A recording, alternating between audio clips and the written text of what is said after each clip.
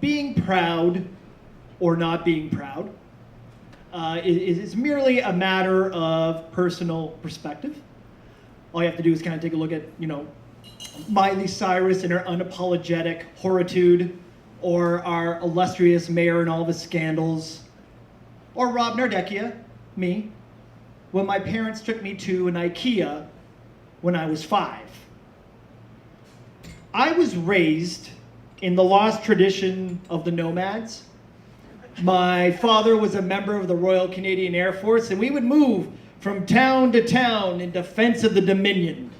And in 1980, we found ourselves in Halifax, Nova Scotia, and we needed furniture.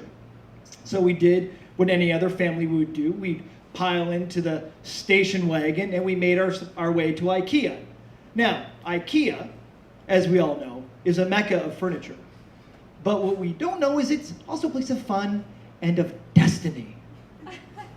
And when I first got there, my parents quickly ushered me to the ballroom where I could focus on playing so they could focus on buying furniture that they couldn't pronounce.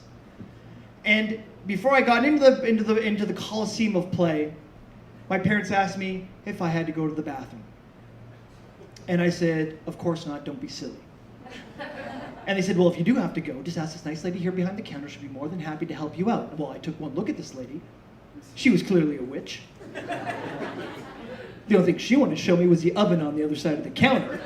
And next thing you know, I'm being pawned off as authentic Swedish cuisine. Why do you think the meatballs are so small? Children. I decided then and there I would not require her assistance.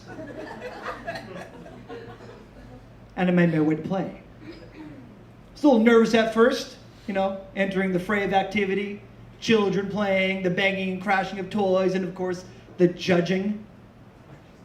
Made my way to the slide, and I soon found myself hurtling down to the ball pool below, and the balls were like cool and refreshing against my skin, and I soon found myself racing faster and faster to get on that slide, and with every slide I felt more confident, more free. And then a sudden and familiar urge hit me. I had to go potty. And it wasn't a number one. And there at the base of the slide, I was faced with a monumental decision. Do I take my chances with the witch? Or do I wait for my parents, Larry and Mary Ann? And as the line got longer and more unruly behind me, I finally bellowed, "Let history be my judge!" And I played on. Well, 20 minutes had passed, still no sign of my parents. Found myself perched atop of the slide, staring at the tranquil beauty of the balls below. And with a mighty leap, I hurled myself upon the mercy of the slide. And then it happened. Halfway down, I went poo. Everything became surreal and moved in slow-mo. I hit the balls with a thunderous explosion. They fell lazily around me. I turned around and screamed a "no" that only I could hear. And there, staring back at me, trickling against the bright yellow plastic of the slide, was a tiny trail of poo. Well, thank goodness for the exuberance of youth, because the next kid got shoved down the slide on his back head first. He had unwittingly bought me more time and I would use it. Using my newly acquired orange-level swimming expertise, I doggy paddled to the far reaches of the ball pool. And I took my hands, trembling, lifting up my shirt, hoping to touch flesh, only to feel the searing hot heat of poo. Oh, it was worse than I thought.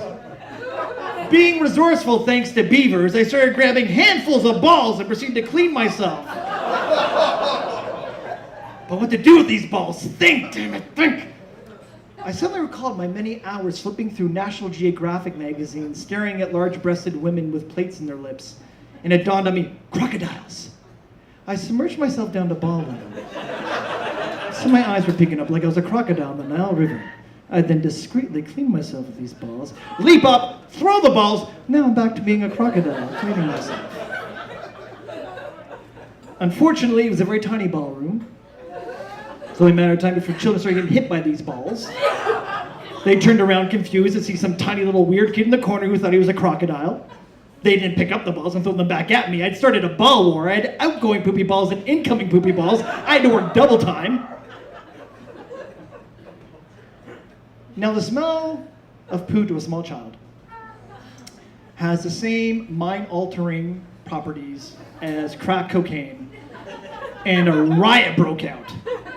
Kids started dancing with chaos as they're taking hits off my crack. I was the original Rob Mayer of Cracktown.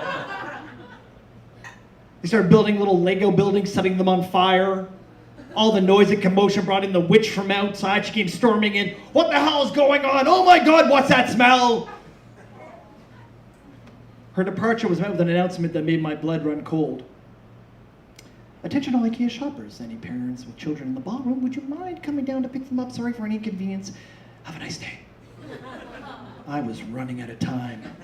Soon the ballroom was flooded with gagging parents, and one of them was my father, Larry, in this crisp, polished military uniform with this look of humorous embarrassment on his face that said, "Thank God that's not my kid. My kid just thinks he's a crocodile." And with this little movement, he beckoned me to leave. Well, due to the chaos in the ballroom, I made it well into the parking lot before my dad realized the smell wasn't going away. Turned around with a look of horror on his face as I inched closer and closer, desperately trying to stay upwind. He cleared the 20 feet between the two of us in 3 mighty bounds, spun me around, exposed my dirty little secret to the entire parking lot. Mom folded herself up into the glove compartment, started crying uncontrollably. Instinctively using his Canadian military training, he strategically picked me up, threw me in the back of the car reserved for the dog, and we sped off in the shame-mobile.